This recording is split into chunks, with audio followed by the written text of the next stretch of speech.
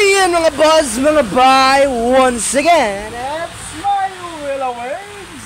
Ayan sa natin customer dari from Santander, Cebu mga boss, mga bay. So, ang ilang Aerox version man is gibalibara na gibalibara na daw kay di na daw kaya no. Ayan. So, tara, from Santander mga boss, mga bay. So, ang problem ani is stuck up ang magneto. Yan no. So, ako lang yung ipabilin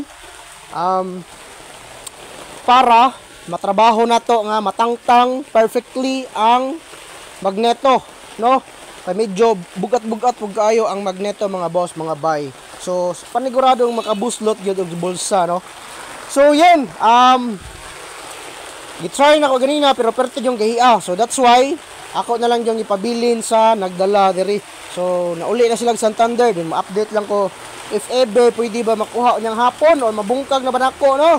Nga di ma-damage ang magneto. So sa mga FI mga boss, mga bay, is very sensitive ang magneto. Di pareha sa mga carburetor nga motorcycle mga boss, mga bay.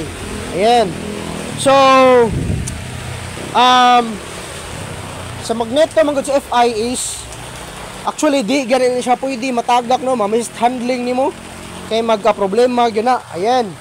So yan. So gamitan na nato sa to ang sa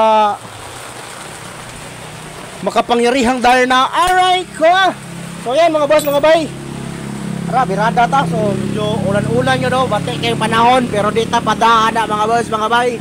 Birada ta diri. Birada ta diri. Ayan o. Igusum, impactum, kolorom, tangtang. Look. Ulok ko. A good sign. Peace and out. Update ko next video.